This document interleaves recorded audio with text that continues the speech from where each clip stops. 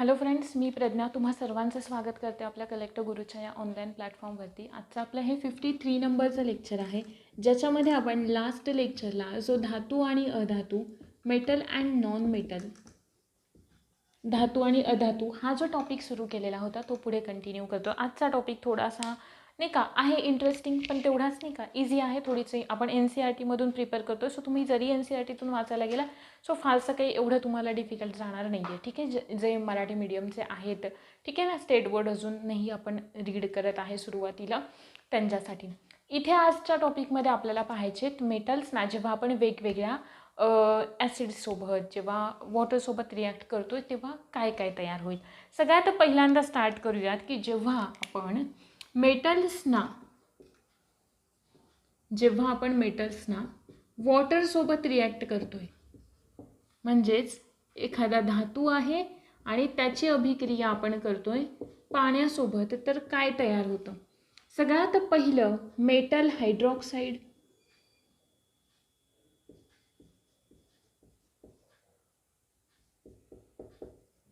Plus hydrogen gas,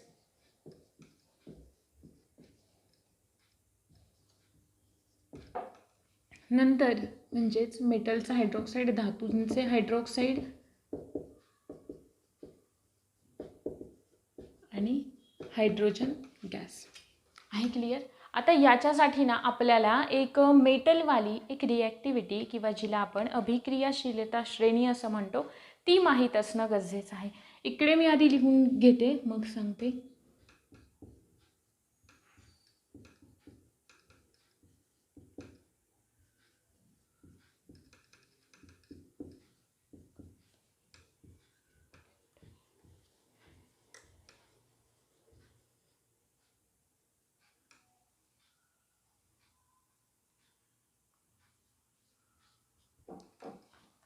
okay clear.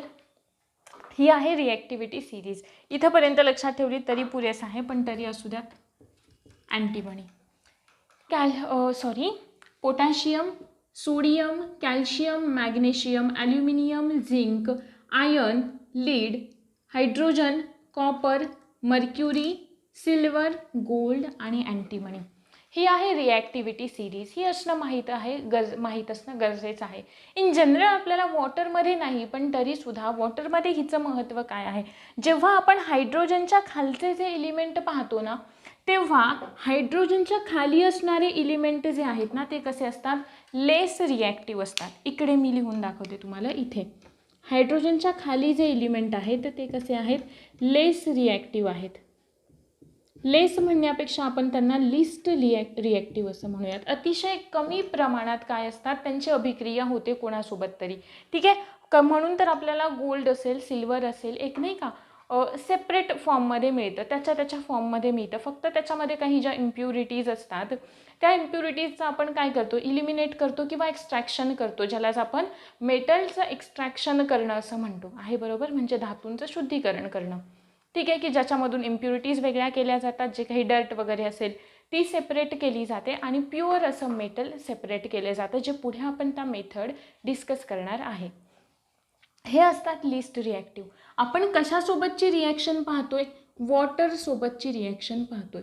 Water हे कशाचं exception आहे, वॉटर हे कशाचं एक्सेप्शन आहे. मी सांगितलेलं होतं मेटल आणि नॉन मेटलमधला डिफरन्स सांगताना.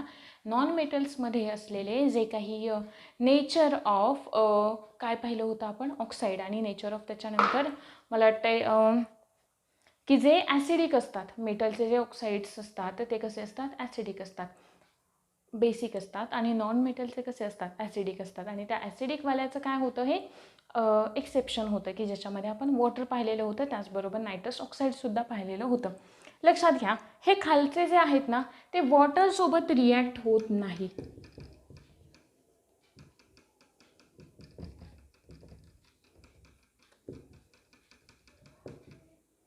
Can not react with water at any condition. कोणत्याही कंडिशनला वॉटरसोबत रिॲक्ट होणारे नाही आहेत. हे वरचे जे दोन आहेत ना त्यांना आपण म्हणतो मोस्ट रिॲक्टिव्ह. मोस्ट रिॲक्टिव्ह, की जे कोल्ड वॉटरसोबत सुद्धा रिॲक्ट होतात, थंड पाण्यासोबत सुद्धा रिॲक्ट होणारे असतात. आणि Ca पासून कॅल्शियम पासून मधले जे आहेत ते कसे असतात, मॉडरेट रिॲक्ट होणारे असतात. आहे बरोबर, कसे असतात, मॉडरेट रिॲक्ट होणारे असतात. त्यातलं सुद्धा जे Ca आहे म्हणजे कॅल्शियम जे आहे ते कोल्ड वॉटरसोबत रिॲक्ट होऊ शकतं, आहे कोल्ड वॉटरसोबत रिॲक्ट होतं. पण हे इथून पुढचे जे खाली आहेत ते वॉटरच्या स्टीमसोबत म्हणजे वेपर फॉर्ममधल्या पाण्यासोबत, वाफेच्या स्वरूपातलं जे पाणी असतं त्याच्यासोबत रिॲक्ट होतात. वन बाय वन आपण याच्या रिॲक्शन बघूयात. सगळ्यात पहिला आपण मेटल घेतोय, कोणतं आहे ते, पोटॅशियम. पोटॅशियम डिनोट करतोय आपण केनी.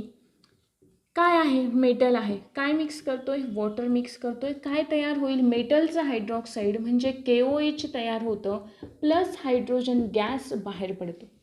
आहे क्लिअर इथंपर्यंत? आता मग ही रिॲक्शन आपण बॅलन्स करायची. ही रिॲक्शन आपण बॅलन्स करायची. तो महत्त्वाचा पार्ट नाही, फक्त इथे मुद्दा समजून घ्या की मला काय सांगायचं आहे. नंतर आहे सोडियम घेतला आपण. सोडियम आहे, त्याची रिॲक्शन केली पाण्यासोबत. काय तयार झालं, सोडियम हायड्रॉक्साईड तयार झालं, हायड्रोजन गॅस बाहेर पडला. ठीक आहे, या दोन रिॲक्शन आधी आपण डिटेलमध्ये समजावून घेऊयात. सोडियम आणि पोटॅशियम जे आहेत ते दोघे कसे आहेत, हायली रिॲक्टिव्ह आहेत, खूप जास्त प्रमाणात रिॲक्टिव्ह आहेत, म्हणजे साधे थंड पाण्यासोबत सुद्धा ते रिॲक्ट होऊ शकतात. या रिॲक्शनला, या दोघांमधून जी रिॲक्शन आहे किंवा या दोघांची जी अभिक्रिया आहे तिला म्हणतो आपण एक्झोथर्मिक रिॲक्शन. म्हणजेच एक्झोथर्मिक म्हणजेच जिला आपण म्हणतो आपण उष्मादायी अभिक्रिया. उष्मा बाहेर पडते, देणे, दायी म्हणजे देणे. ठीक आहे, निग्राही म्हणजे काय म्हणतात त्याला, एंडोथर्मिक जी असते ना तिला आपण उष्माग्राही असं म्हणतो. एक्झोथर्मिक की जी खूप जास्त प्रमाणात हीट प्रोड्यूस करते, खूप जास्त प्रमाणात हीट प्रोड्यूस करते. कोणती वाली, पोटॅशियम आणि सोडियमची रिॲक्शन आहे बरोबर. मग आता इथे एक बेसिक गोष्ट आहे बघा. ऑक्सिजन आहे कशामध्ये, ॲटमॉस्फिअरमध्ये, आहे बरोबर. तयार काय होते या रिॲक्शनमध्ये, खूप जास्त प्रमाणात हीट तयार होते. बाहेर कोणता गॅस पडतोय, हायड्रोजन गॅस बाहेर पडतोय. मग हायड्रोजन कसा आहे, ज्वलनाला मदत करणार आहे. ऑक्सिजन कसा आहे, ज्वलनशील आहे, आहे बरोबर. मग हे दोघे जे आहेत, दोघे सुद्धा काय करतात, फायर कॅच करण्यासाठी मदत करणारे आहेत, प्लस त्यांच्याकडे काय आहे, हीट आहे. हीट आहे, मग ते काय तयार करतील, लगेच किंवा फार जास्त लवकर ते फायर कॅच करतात, पेट घेतात. म्हणून इन जनरल हे जे काही दोन एलिमेंट आहेत ना त्यांना आपण एक्सपोज नाही करत ॲटमॉस्फिअरसोबत, ते नेहमी आपण केरोसिनमध्ये बुडवून ठेवलेलेच असतात. पण त्यांची जर का आपण पोटॅशियम आणि सोडियमसोबत रिॲक्शन केली तर ते काय होतात, सिंक होतात, म्हणजे तळाला जाऊन बसतात. ठीक आहे, सुरुवातीला फ्लोट करतात, नंतर ते काय होतात, सिंक होतात. पण हायड्रोजन गॅससोबत आपण ती कॅल्शियममध्ये रिॲक्शन पाहणार आहोत. याच्यामध्ये या दोन लक्षात आल्या. फक्त एवढंच इथे लक्षात ठेवा की या रिॲक्शनला आपण एक्झोथर्मिक असं म्हणतो. दोघे काय तयार करतायत, हायड्रॉक्साईड तयार करतायत. सोडियम कोणतं करताय, सोडियम हायड्रॉक्साईड. कॅल्शियम, पोटॅशियम करताय, पोटॅशियम हायड्रॉक्साईड. क्लिअर इथंपर्यंत. पुढची जी रिॲक्शन आहे ना जिला आपण काय म्हणतो, कॅल्शियम सोबतची जी रिॲक्शन आहे ती थोडी इम्पॉर्टंट आहे बघा. कॅल्शियम जे आहे त्याला आपण केलं रिॲक्ट वॉटरसोबत, पाण्यासोबत रिॲक्ट केलं. काय तयार करेल, कॅल्शियम हायड्रॉक्साईड तयार करेल, प्लस काय तयार होतो, हायड्रोजन गॅस तयार होतो. पण ही रिॲक्शन जेवढी व्हायोलंट असते ना की लगेच फायर कॅच करू शकते, तसं कॅल्शियम नसतं. कॅल्शियम फायर कॅच करत नाही. म्हणजे कशी आहे, लेस व्हायोलंट रिॲक्शन असते, लेस व्हायोलंट रिॲक्शन असते. अजून महत्त्वाचं, एक्झोथर्मिक असते पण याच्या एवढी नाही. अजून काय महत्त्वाचं की कॅल्शियम जे आहे ना ते काय करतं, त्या पाण्यावरती फ्लोट करतं.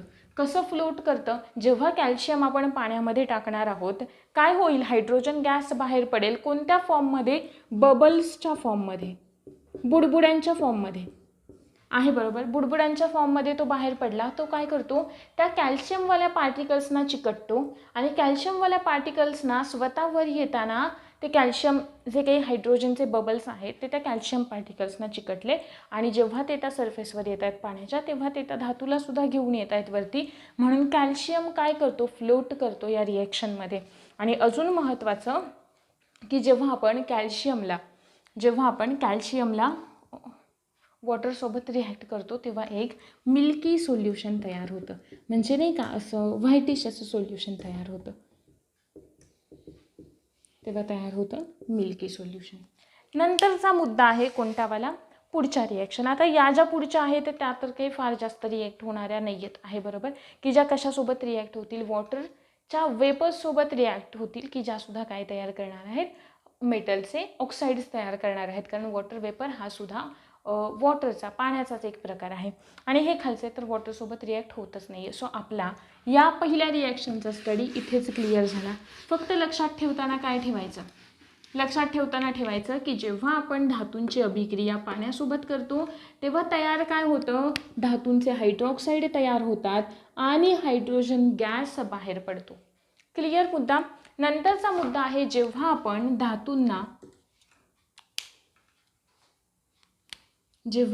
धातूंना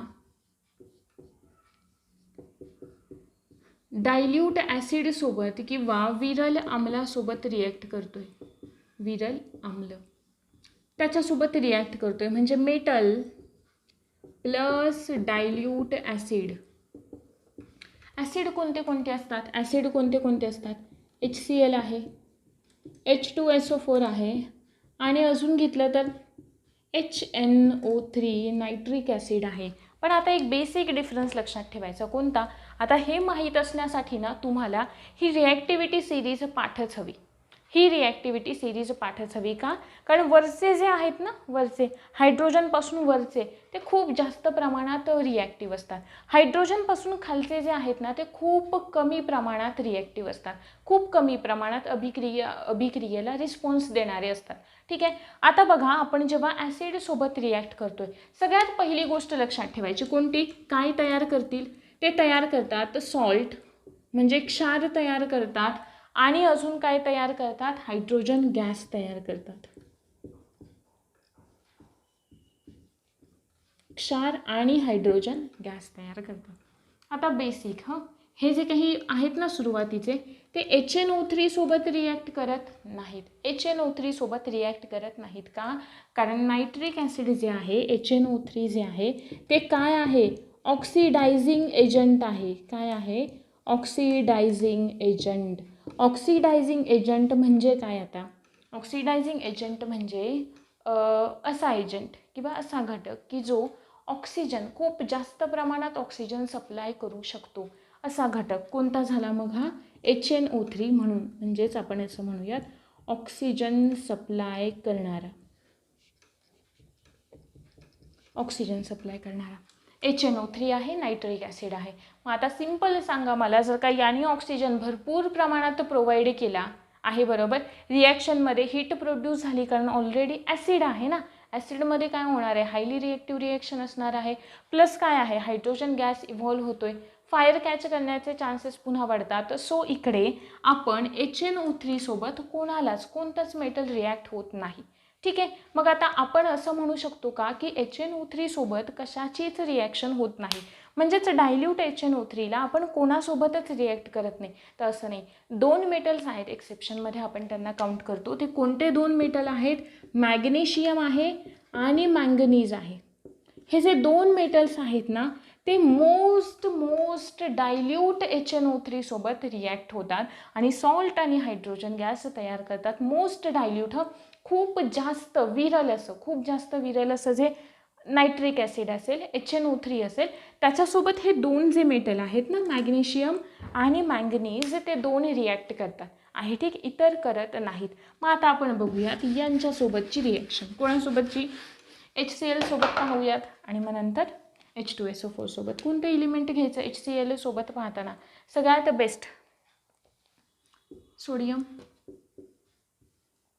सोडियम घेतलं, H2SO4 घेतलं, डायल्यूट काय तयार करेल, सॉल्ट तयार करेल. कोणता सॉल्ट,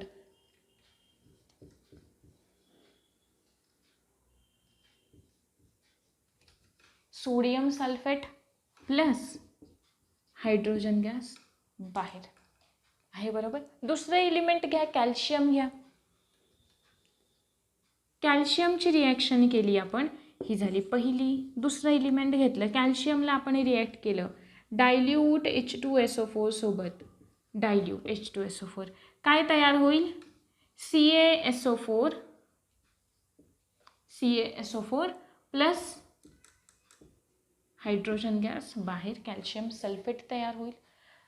जर का आपण कॅल्शियमची HCl सोबत रिॲक्शन केली Ca प्लस HCl डायल्यूटवालं काय तयार करेल CaCl calcium chloride plus hydrogen gas बाहेर CaCl2. इकडे दोन रिॲक्शन बॅलन्स करायची, 2 हायड्रोजन 2 कॅल्शियम 2 क्लोरीन कवर झाले, 2 हायड्रोजन बाहेर गेले. क्लिअर मुद्दा. या अशा पद्धतीने जेव्हा आपण धातूंना डायल्यूट ॲसिडसोबत रिॲक्ट करू तेव्हा ते काय तयार करतील सॉल्ट तयार करतील आणि हायड्रोजन गॅस बाहेर जाईल. क्लिअर इथंपर्यंतचा मुद्दा. नंतरचा पुढचा अजून एक, हे झालं दुसरं.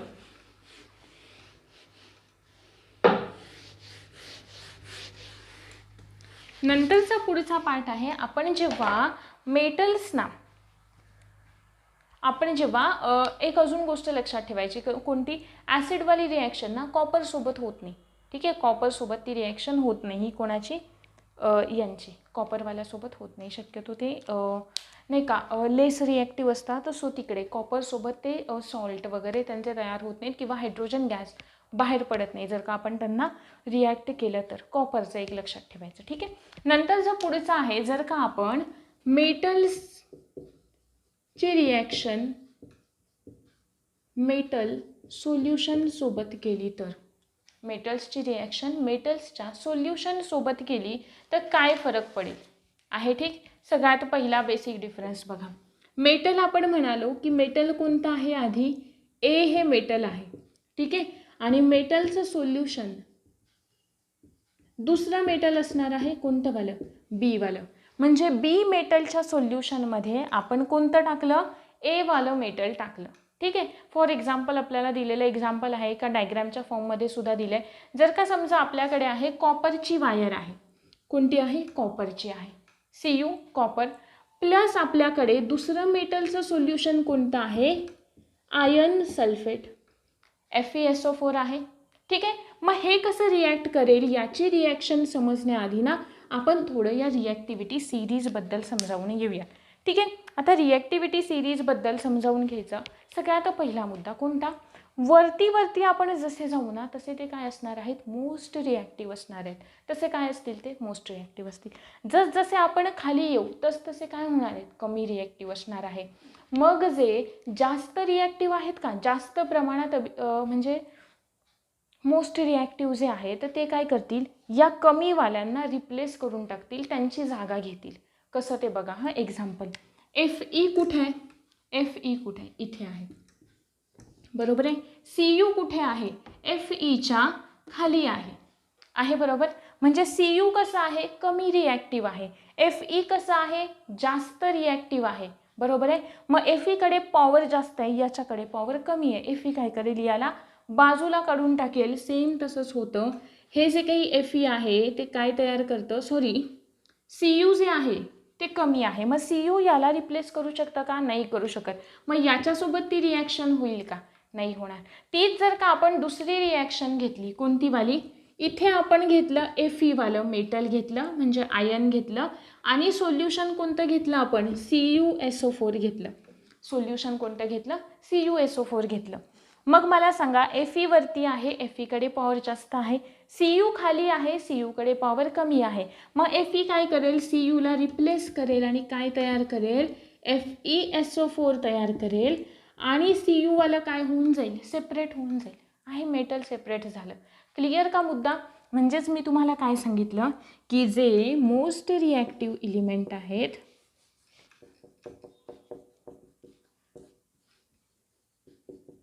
जास्त रिॲक्टिव्ह एलिमेंट किंवा मूलद्रव्य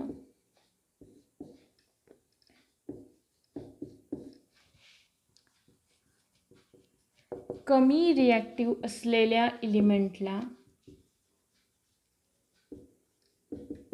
काय करतील रिप्लेस करतील आहे. क्लिअर इथे दुसरं एक्झाम्पल बघायचं का? बेस्ट एक्झाम्पल सांगूया. हे सगळं कशावर डिपेंड आहे? रिॲक्टिव्हिटी सिरीजवरती डिपेंड आहे. दुसरं एक्झाम्पल आपण घेऊयात, कन्सिडर करूयात आपण. आपलं सोल्युशन कोणतं आहे? ZnSO4 आहे. सोल्युशन कशाचं आहे? ZnSO4चं आहे. आणि आपल्याकडे काय आहे? कॉपर आहे. कॉपर नको घेऊयात आपण, बरं चला खालचं घेऊयात, Fe घेऊयात. आहे बरोबर, Fe घेऊयात. आता सिंपल आहे बघा, Fe खाली आहे, Feची पॉवर कमी आहे. Zn वरती आहे, Znची पॉवर जास्त आहे. मग Fe Znला रिप्लेस करू शकेल का? नाही का? कारण कुठे येत आहे? Znच्या खाली येते. ही रिॲक्टिव्हिटी सिरीज तुमची पाठच पाहिजे. काही एक ट्रिक तयार करा किंवा काही. ठीक आहे, पुढे बघा, इकडे नो रिॲक्शन. आता याला उलट करू. Zn घेतलं आणि FeSO4 घेतलं. रिप्लेस करेल का? Zn वरती आहे, Znकडे पॉवर जास्त आहे, रिप्लेस करेल. काय तयार करेल? झिंक सल्फेट प्लस Fe बाहेर. आहे क्लिअर मुद्दा? रिॲक्टिव्हिटी सिरीजनुसार हे पहिलं वालं क्लिअर झालं. ठीक आहे, म्हणजे तिन्ही प्रकारच्या रिॲक्शन, चारही प्रकारच्या. कोणत्या कोणत्या? चारही प्रकारच्या. एकदा आपण रिवाइज करूयात. पहिलं जे आपण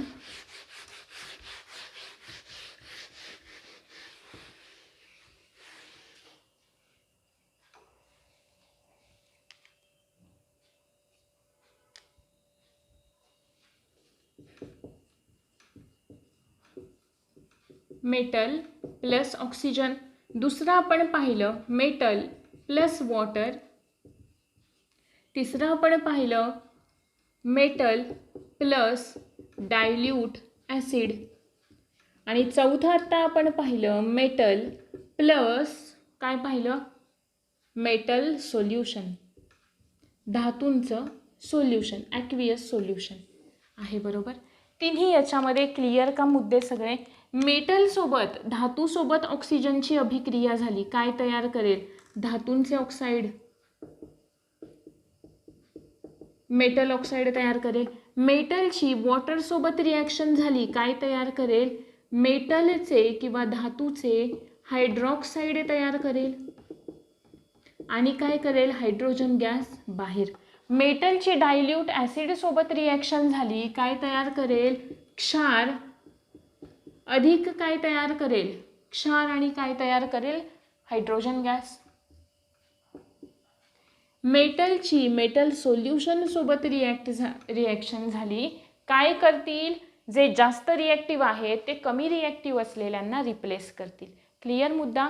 चारही प्रकारच्या रिॲक्शन झाल्या क्लिअर. आता आपण पुढचा आपला मुद्दा पाहूयात, ऑकरन्स ऑफ मेटल्स. म्हणजे धातूंचा आढळ कुठे असतो आणि त्याच्यानुसार आपण त्यांना कसं वेगळं करतो. मला सांगा, निसर्गामध्ये जेवढे काही हे एलिमेंट आपल्याला मिळतात, जसं की सोनं असेल किंवा आयर्न असेल, सगळ्यात बेस्ट एक्झाम्पल घेऊयात आयर्न. म्हणजे मेटल नाही का, एवढं जास्त म्हणजे एवढा मोठा बिझनेस आहे मेटलचा, मेटल डिफरंट करण्याचा. लाखो लोकांचे रोजगार त्याच्यावरती चालतात, लाखो कंपनीज त्याच्यावरती चालतात. कशामध्ये? जे काही इम्प्युअर मेटल आहे त्याला प्युअर करण्यामध्ये. आहे बरोबर. आपण जेवढं या टॉपिकमध्ये अभ्यासतोय तेवढा पुरतं ते लिमिटेड नाही आहे. बघूयात पुढे. ही रिॲक्टिव्हिटी सिरीज लक्षातच ठेवायची. काही निमोनिक तयार करा. काय सांगत होते मी? Occurrence of metal. Occurrence of metal. बघा आता मी जसं की आत्ता तुम्हाला म्हणाले, आपण आवर्त सारणीमध्ये जेवढी काही 118 मूलद्रव्य पाहिली त्यातली जवळजवळ 92-94 इलिमेंट असे आहेत NCERTमध्ये दिलेल्या अंकानुसार. 94 इलिमेंट हे नॅचरली ऑकरिंग आहेत, निसर्गात आढळणारी आहेत. ठीक आहे, काही बुक्समध्ये 92 सुद्धा दिलं आहे. मला वाटतं एका लेक्चरमध्ये मी 92 पहिलंवालं ज्याच्यामध्ये आपण इलिमेंट वगैरे पाहिलेलं होतं ना, तिथे 92 सांगितले. NCERTमध्ये 94 व्हॅल्यू दिले. एकदा चेक करा. काही ठिकाणी 92 पण आहे, पण दोन्ही लक्षात ठेवा. जो दोन्हीमधला ऑप्शन असेल तो करेक्टवाला करून यायचं. ठीक आहे, पण मोस्टली NCERTमध्ये जी व्हॅल्यू दिली ती लक्षात ठेवा. या 94 इलिमेंटमधले सगळे इलिमेंट आपल्याला प्युअर फॉर्ममध्ये मिळत नाही. का? कारण ही जी रिॲक्टिव्हिटी सिरीज आपण बघतोय त्या रिॲक्टिव्हिटी सिरीजमध्ये असणारे जे मेटल्स आहेत, जे धातू आहेत या अभिक्रियाशीलता श्रेणीमधले, त्याच्यामधले हे जे खालचे आहेत ना ते खूप कमी रिॲक्टिव्ह आहेत, म्हणजे ते ना त्यांच्या इतर कोणासोबत रिॲक्ट होत नाहीत. त्याच्यामुळे आपल्याला यांना सेपरेट करण्यामध्ये फार जास्त काही नाही का लोड घ्यावा लागत नाही. ठीक आहे. हे जे असतात ते मोस्ट रिॲक्टिव्ह असतात, ते नेहमी एकट्या काही आपल्याला आढळत नाही, ते कोणा ना कोणासोबत तरी रिॲक्ट झालेल्या फॉर्ममध्ये आढळतात किंवा सेपरेट म्हणण्यापेक्षा रिॲक्टिव्ह आहेत तर कोणा ना कोणासोबत ते रिॲक्शन करणार आहेत. मग अशा वेळेस जे काही जमिनीचा भाग असलेलं किंवा मातीचा भाग असलेलं किंवा असं म्हणण्यापेक्षा अर्थचा पार्ट असलेले जे एलिमेंट असतात त्यांना आपण मिनरल्स असं म्हणतो. या मिनरल्सचा आपल्याला डिटेल स्टडी आहे, कारण या 2 वर्षांमध्ये ना बायोलॉजीमध्ये हा मिनरल्सवाला पार्ट आपल्याला पाहायचा आहे, जिकडे आपल्याला मायक्रो एलिमेंटमध्ये सगळे मिनरल्स आपल्याला कव्हर करायचे आहेत आणि हे सगळे एलिमेंटसुद्धा आपल्याला तिकडे कव्हर करायचे आहेत. इकडचे नाही पण ॲटलिस्ट वरचे तरी, इकडून वरचे, FE वरचे. ठीक आहे. सो तिकडे येतो, कारण या 2 वर्षांमध्ये त्याच्यावरती फार प्रश्न विचारलेले आहेत. सो इथे आता लक्ष द्या की हे जे मिनरल्स आहेत, मग मिनरल्स आपण काय म्हणू शकतो? मिनरल्स आपण म्हणू शकतो की जो मेटलचा किंवा धातूंचा अशुद्ध जो प्रकार आहे ना त्याला आपण म्हणतोय मिनरल आहे, बरोबर. मग या मिनरल्सना किंवा एखाद्या इम्प्युअर मेटलला त्याच्या प्युअर फॉर्ममध्ये आपल्याला कन्वर्ट करायचं आहे. ठीक आहे. मग या ज्या ही जी प्रोसेस आपल्याला लागेल हे करण्यासाठी, त्या प्रोसेसला आपण म्हणतो मेटॅलर्जी. या प्रोसेसला आपण काय म्हणतो? मेटॅलर्जी असं म्हणतो. म्हणजेच काय, जे काही मेटलचा एक्स्ट्रॅक्ट आहे, metal extract separated from minerals. Minerals म्हणजे काय? असे एलिमेंट जे आपल्याला अर्थ क्रस्टमध्ये मिळतात, पृथ्वीच्या गाभ्यामध्ये मिळतात, त्यांना आपण मिनरल्स असं म्हणतोय. मग आता हे जेव्हा आपण मग ऐदर ते मिनरल्स त्यांच्या कंपाऊंडच्या फॉर्ममध्ये असतील किंवा इतर एका सिंगल एलिमेंटच्या फॉर्ममध्ये असतील. ठीक आहे. मग त्या मिनरलच्या कंपाऊंडपासून त्या मिनरलला सेपरेट करायचं आहे. याच्यासाठी आपल्याला ना काही स्टेप्स समजणं महत्त्वाचं आहे की जे आपल्याला पुढे अभ्यासायचं आहे. ठीक आहे ना. याच्यामध्ये रोस्टिंग वगैरे काय आहे, लीचिंग काय आहे, हा सगळा पार्ट बेसिक आहेत याचे 5 प्रकार. आणि हे जे एक्स्ट्रॅक्ट केलेलं मिनरल असतं ना, मेटल असतं, मेटलचा जो एक्स्ट्रॅक्ट म्हणजे इम्प्युअरपासून प्युअरमध्ये काढलेलं जे मेटल आहे त्याला आपण म्हणतो ओअर्स ऑफ मिनरल. त्याला आपण काय म्हणतो? ओअर्स असं म्हणतो. ठीक आहे. शुद्ध स्वरूपातले धातू. बघा, याच्या एक्स्ट्रॅक्शनसाठी आपल्याला ना 5 स्टेप माहीत असणं गरजेचं आहे. सगळ्यात पहिली कोणती आहे? सगळ्यात पहिली स्टेप आहे क्रशिंग, किंवा ज्याला आपण क्रशिंग ऑफ ओअर्स. सगळ्यात पहिली स्टेप या आपण इन डिटेल डिस्कस करणार आहे. दुसरी स्टेप आहे कॉन्सन्ट्रेशन ऑफ ओअर्स.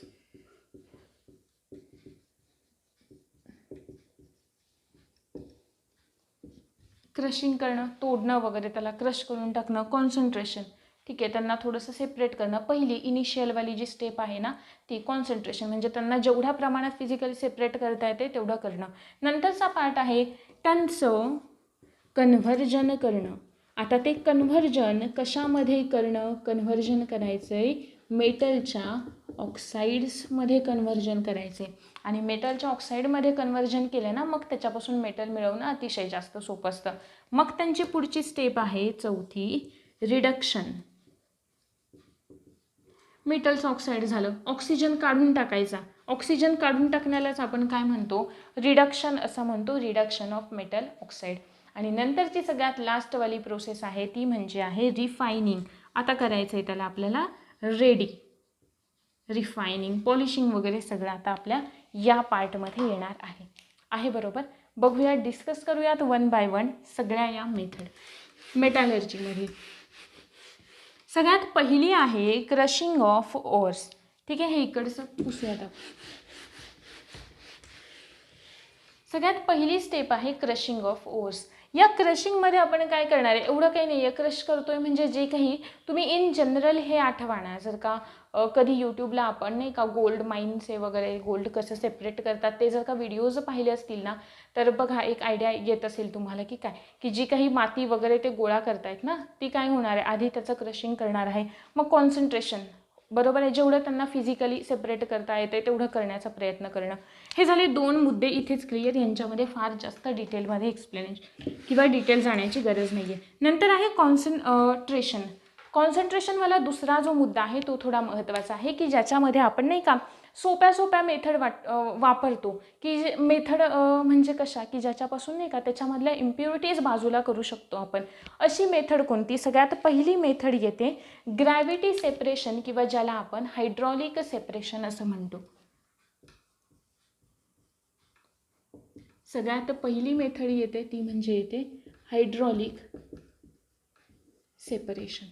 या हायड्रॉलिक सेपरेशनमध्ये आपण काय करतो बघा, इन जनरल मी जो आत्ता तुम्हाला एक्झाम्पल सांगितलं तेच, की जर का एखादं नाही का गोल्ड वगैरे जर का सेपरेट करताय, तर आपण पाहिलं असेल की थोडंसं त्याच्यामध्ये पाणी मिक्स केलं जातं, ती जी माती आहे त्याच्यामध्ये, आणि ते सगळं पाणी ना असा एक त्यांनी स्लोप तयार केलेला असतो बघा. ऐदर त्याच्यावरती आपल्या नाही का पायपुसणीसारखं, आता पायपुसणी म्हणजे खूपच लोकल झालं, पण तिकडे त्यांचे जे वेगळे काही ते असतात मटेरियल, अशा त्या टाईपमध्ये नाही का स्लीट्स असतात काही, की ज्याच्यावरती ते काय होऊ शकतात, अडकून राहू शकतात, अशा त्या त्यांच्या स्लीट्स असतात. म्हणजेच काही ना अशा प्रकारचं बघा एक स्ट्रक्चर असतं, लॅडर शेप स्ट्रक्चर असतं, बरोबर आहे. मग इथे काय हवं माहिती आहे का, दोघांपैकी एक काय हवं, हलकं हवं आणि एक हेवी हवं. म्हणजे दोघांपैकी म्हणजे कोणापैकी, इम्प्युरिटी, जे काही अशुद्ध असलेले मटेरियल आहेत इम्प्युअर, आणि दुसरं म्हणजे आपला धातू मेटल आहे, बरोबर. आणि ते स्पीडने इकडून काय करायचं, पाणी मिक्स करून सोडायचं. जे काही हेवी आहे, समजा आपलं मेटल इथे काय आहे, हेवी आहे बरोबर. मग इकडून पाणी आपण इकडे सोडलं खाली, ठीक आहे. या इम्प्युरिटीज हलक्या आहेत, मग त्या पाण्यात मिक्स होऊन पाण्यासोबत खाली निघून जातील, आणि जे मेटल हेवी आहे ते या प्रत्येक पॉईंटला इथे काय होऊन जाईल, डिपॉझिट होऊन जाईल, आहे बरोबर.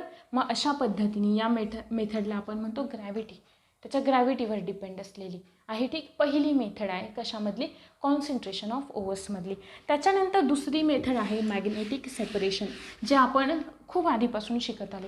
कोणती वाली आठवते का, तो एक हा वाला एक्सपेरिमेंट, ज्याची डायग्रॅम आपल्याला जनरली नाही का आपल्या प्रयोगवहीमध्ये काढायला असते, हो ना, 10वीपर्यंत असेल केव्हा तरी, बघा आठवा.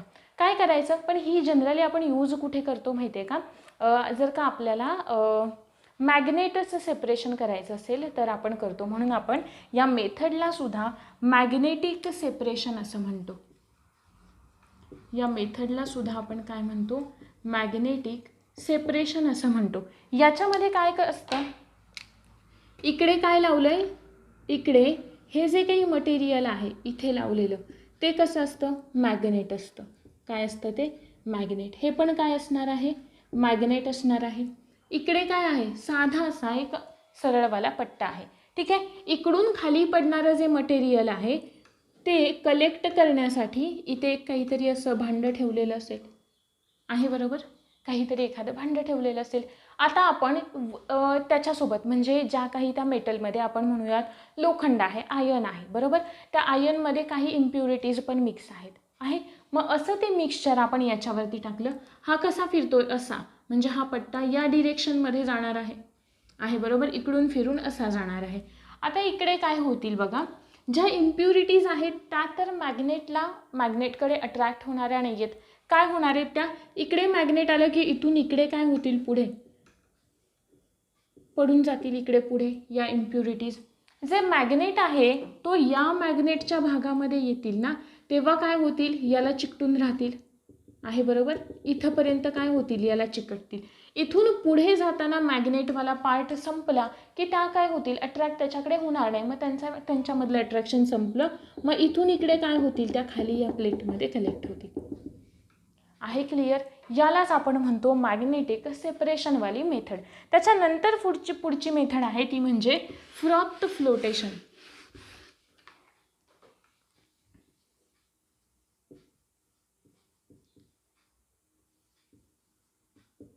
Froth flotation. तुम्हाला ना मी याचे जे काही मराठी वर्ड आहेत ना ते तुम्हाला तुमच्या नोट्समध्ये मिळतील, तुम्हाला त्या लवकर डोंट वरी, ठीक आहे. तिकडे मी ते मेन्शन करून देते. इकडे काय होतं बघा, आता फ्रॉथ फ्लोटेशन म्हणजे काय, आपण एक ना हे घेतलं, मिक्सचर घेतलं, पण मिक्सचर कसलं आहे, मिश्रण घेतलं कशाचं, तेल आणि पाणी दोघांचं मिश्रण घेतलं. तेल काय होतं, पाण्यावरती तरंगतं आहे बरोबर. सेम दोन्ही मिक्सचर घ्यायचे, दोन्ही मिक्सचर घेतले, ऑइल आणि वॉटरचं मिक्सचर घेतलं आहे बरोबर. याच्यामध्ये मेटल टाकलं इम्प्युरिटीज सोबत आहे बरोबर. मग एदर काय होईल, दोघांपैकी कोणतरी एक हेवी असेल, कोणतरी एक काय असेल, लाईट वेट असेल आहे बरोबर. की जे काय, सॉरी, हेवी आणि लाईटचा इथे प्रश्न नाही आहे, इथे प्रश्न येतो हायड्रोफोबिक आणि हायड्रोफिलिकचा. हायड्रोफोबिक आणि हायड्रोफिलिक ही कंडिशन इथे लागू होते. हायड्रोफिलिक म्हणजे काय, हायड्रोफिलिक म्हणजे पाण्याकडे आकर्षित होणारं, हायड्रोफिलिक म्हणजे पाण्याकडे आकर्षित होणारं, आणि हायड्रोफिलिक म्हणजे पाण्यापासून दूर जाणारं आहे, ठीक. मग आपलं जे मेटल आहे आणि ज्या इम्प्युरिटीज आहेत, ऐदर त्या कोणामधलं तरी एक हायड्रोफिलिक असेल. समजा आपलं मेटल कसं आहे, हायड्रोफिलिक आहे, इम्प्युरिटी कशा आहेत, हायड्रोफोबिक आहेत.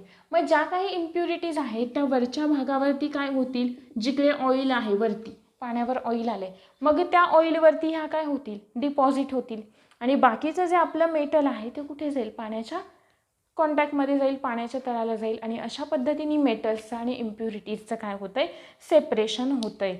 आणि नंतरचा महत्त्वाचा पार्ट येतो कोणता,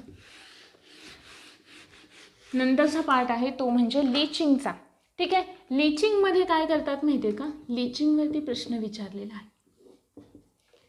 लीचिंगमध्ये असं सोल्युशन घेतात, ठीक आहे. आपल्याला समजा ए हा मेटल सेपरेट करायचा आहे, ए म्हणजे कोणताही मेटल आहे असं कन्सिडर करा, मी इथे ए म्हटलं आहे, ए हा मेटल आपल्याला सेपरेट करायचा आहे, ठीक आहे. मग आपण असं एक सॉल्वंट घ्यायचं. सॉल्वंट म्हणजे काय, सॉल्वंट म्हणजे काय, आपण पाण्यामध्ये मीठ टाकलं, काय तयार झालं, सोल्युशन तयार झालं. पाणी हे काय आहे, सॉल्वंट आहे, आणि मीठ हे काय आहे, सोल्यूट आहे बरोबर आहे ना.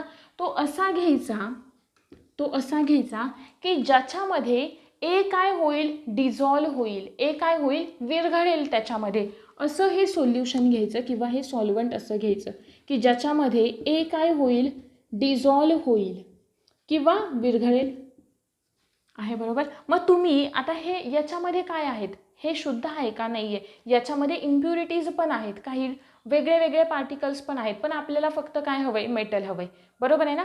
मग आपण काय केलं, हे ए या सॉल्वंटमध्ये टाकलं, सॉल्वंटमध्ये काय झालं, मेटल जे होतं ते सॉल्वंटमध्ये विरघळलं, बाकीचा जो पार्ट होता तो तसाच राहिला, तो विरघळला नाही, तो सस्पेंडेड फॉर्ममध्येच राहिला. मग काय करायचं, सिम्पल एखादं काय घ्यायचं, फिल्टर पेपर घ्यायचा किंवा जेप काही की ज्याच्यामधून आपण काय करू शकतो, गाळण करू शकतो. अशी कोणतीही घेतली वस्तू की होईल त्याचं गाळण असं. मग मला सांगा, मेटल जर का त्याच्यामध्ये डिझॉल्व झाले आणि गाळण केल्यानंतर तुम्हाला इकडे वरती ते डिपॉझिट मिळालं आहे बरोबर. म्हणजे जो विरघळलेला नसलेला पार्ट म्हणजे वाळू आहे आणि पाणी नाही रे, वाळू आणि मीठ, ठीक आहे. वाळू आणि मीठ आत्ता कसं आहे, मिक्स आहे.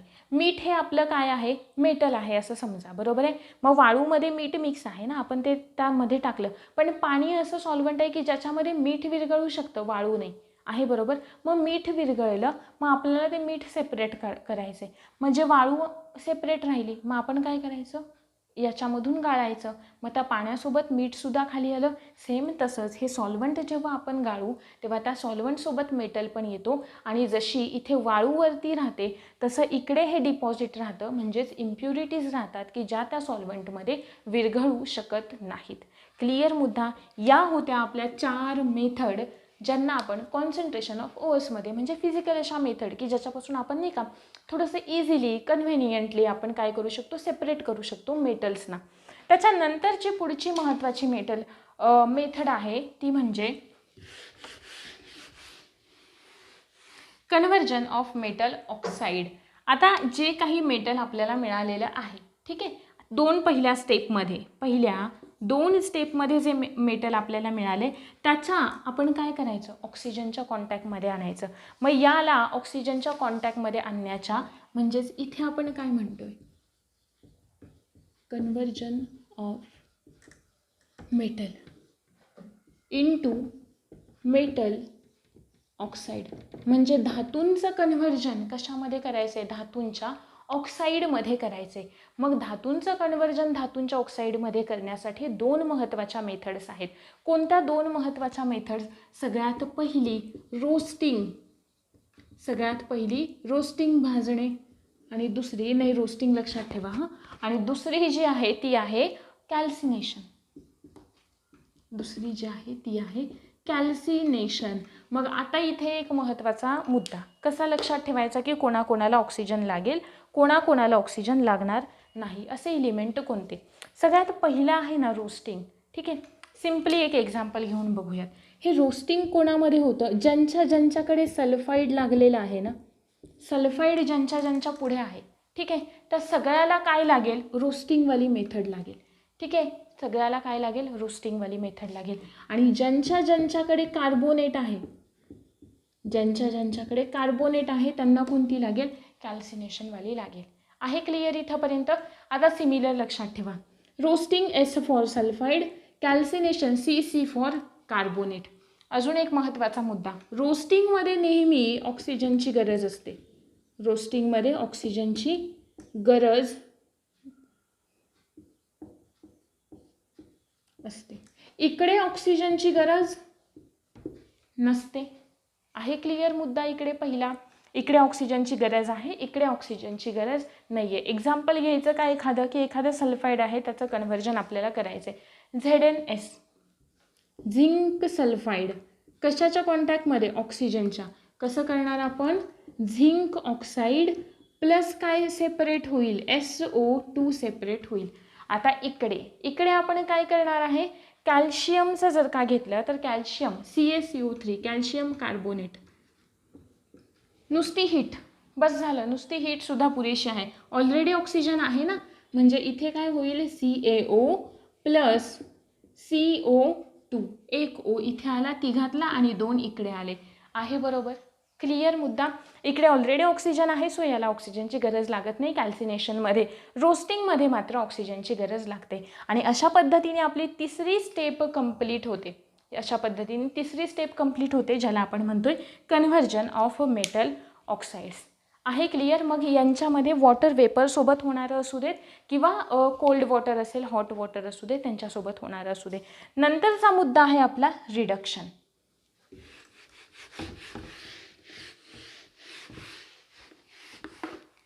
नंतरचा पॉईंट आहे रिडक्शन आहे. ही स्टेप आपली बघून झाली. आपण पाहतोय रिडक्शन ऑफ ओर्स.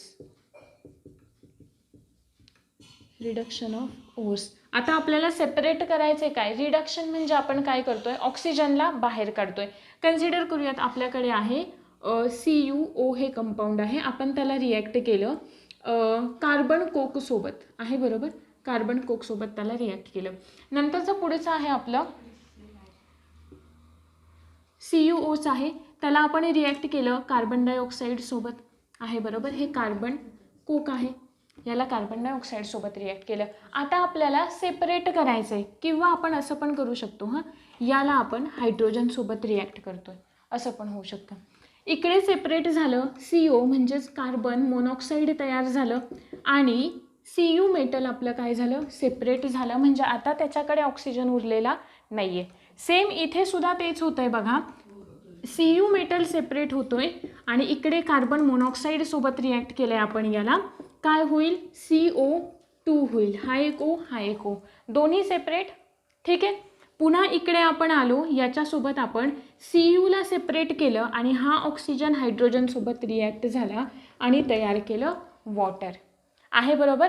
म्हणजे याचं आपण रिडक्शन केलं का? रिडक्शन म्हणजे ऑक्सिजन काढून टाकला आहे. प्रत्येक याच्यातून ऑक्सिजन आपण काढून टाकलेला आहे आणि या प्रोसेसला आपण म्हणतोय रिडक्शन. आता आपण जाऊयात आपल्या कशाकडे? रिॲक्टिव्हिटी सिरीजकडे. काय होती रिॲक्टिव्हिटी सिरीज आपली?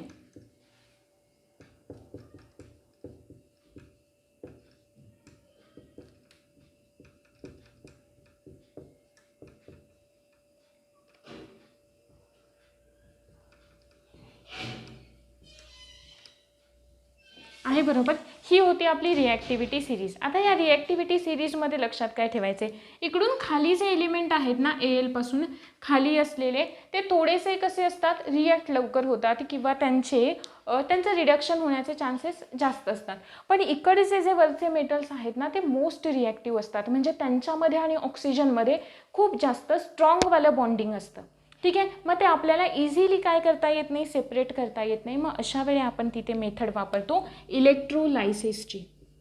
तिकडे आपण मेथड वापरतो इलेक्ट्रोलायसिस. इलेक्ट्रोलायसिस आपल्याला माहिती आहे, म्हणजे नाही का दोनवाले, एक पॉझिटिव्ह चार्जवाली पट्टी घ्यायची, निगेटिव्ह चार्जवाली पट्टी घ्यायची, टाकले सोल्युशनमध्ये, चार्ज पास केला, सेपरेट झाले, अशा टाईपमध्ये. क्लिअर. ह्या प्रोसेसमध्ये लक्षात घ्यायचं. इकडचे वरचे जे आहेत ना, म्हणजे कॅल्शियम असेल, कॅल्शियमच येतं आहे, सोडियम असेल, पोटॅशियम असेल, यांच्यासारखे की जे ऑक्सिजनसोबत खूप जास्त स्ट्रॉंग बॉन्ड केलेले असतात, त्याच्यामुळे त्यांना आपण इझिली सेपरेट करू शकत नाही. ॲल्युमिनियम वगैरे जे आहेत ना ते थोडेसे लेसवाले असतात, लेस बॉन्डिंग असतं त्यांच्यामध्ये, लेस स्ट्रॉंग, कमी स्ट्रॉंग असलेलं, की ते आपण इझिली सेपरेट करू शकतो. आणि चौथी स्टेप आहे रिफायनिंग. रिफायनिंग म्हणजे आता आपल्याला पूर्णपणे त्यांचं काय करायचं आहे, सेपरेट करायचे आहेत ते आपल्याला. ठीक आहे. म्हणजे त्यांचं पॉलिशिंग वगैरे आलं, मेटल आपल्याला मिळालं आणि त्याच्यानंतर आपण आता त्यांचं काय करतो आहे, रिफायनिंग करतो आहे. त्यांना एका प्युअर फॉर्ममध्ये आपल्याला ते मेटल्स मिळालेले आहेत आणि मग त्यांचं पुन्हा जे काही असेल ते इतर पुढच्या प्रोसेस ज्या पॉलिशिंग वगैरे असल्या येतात त्यावाल्या. आणि हे अशा पद्धतीने आपलं इकडे हे कंप्लीट झालेलं आहे. इलेक्ट्रोलायसिसच्या प्रोसेसमध्ये काय होतं, समजा हे इलेक्ट्रोलाइटचं सोल्युशन आहे बरोबर, म्हणजे कोणतंही साल्ट सोल्युशन. इकडे काय आहे, ॲनोड आहे, इकडे काय आहे, कॅथोड आहे. ॲनोड म्हणजे पॉझिटिव्ह चार्जवाला पार्टिकल, कॅथोड आहे म्हणजे निगेटिव्ह चार्जवाला पार्टिकल. हा काय आहे, कॅथोड, हा काय आहे, ॲनोड आहे बरोबर. समजा आपल्याला कॉपरवाला मेटल सेपरेट करायचा आहे, तो इकडे आहे आत्ता. ठीक आहे. मग हा कॉपर काय बाहेर टाकेल, इलेक्ट्रॉन बाहेर टाकेल आणि काय तयार करेल, Cu++ चार्ज स्वतःवर तयार करेल. 2 इलेक्ट्रॉन बाहेर टाकले, मग 2 पॉझिटिव्ह चार्ज काय होत आहेत, वाढत आहेत, आहे बरोबर. मग 2 इलेक्ट्रॉन या पॉझिटिव्हकडे जाऊन काय होतील, चिकटतील आणि इकडून वरून असेच येतील इकडे, आहे बरोबर, इकडे. मग हे जे Cu सेपरेट झालेलं आहे ते या सोल्युशनमध्ये येईल आणि सोल्युशनमध्ये प्लसवालं निगेटिव्हला काय होईल, जाऊन अटॅच होईल. मग अशा पद्धतीने इकडचं जे हे कॉपरवाला आहे ते काय होतं, ॲनोड आहे त्याची साईज अशी थिन होती जाते आणि कॅथोडवरती आपल्याला नाही का असं डिपॉझिशन झालेलं दिसतं या मेटलचं. आणि याच प्रोसेसला आपण म्हणतो इलेक्ट्रोलायसिस. आणि त्याच्यानंतरचे पुढचे आहे रिफायनिंग, म्हणजे जिकडे ते मेटलचं पॉलिशिंग वगैरे सगळं होतं तो वाला पार्ट. हा होता सगळा रिॲक्शन्स मेटल आणि नॉन मेटल्सचा. ठीक आहे. होप सो की हा जो व्हिडिओ आहे रिॲक्टिव्हिटी सिरीज पार्ट करायची आणि या रिॲक्शन्स लक्षात ठेवायचे. हा पार्ट आजचा तुम्हाला समजलेला असेल. याच्या पुढचा जो पार्ट असेल तो आपण येणाऱ्या लेक्चरमध्ये घेणार आहोत. Thank you very much.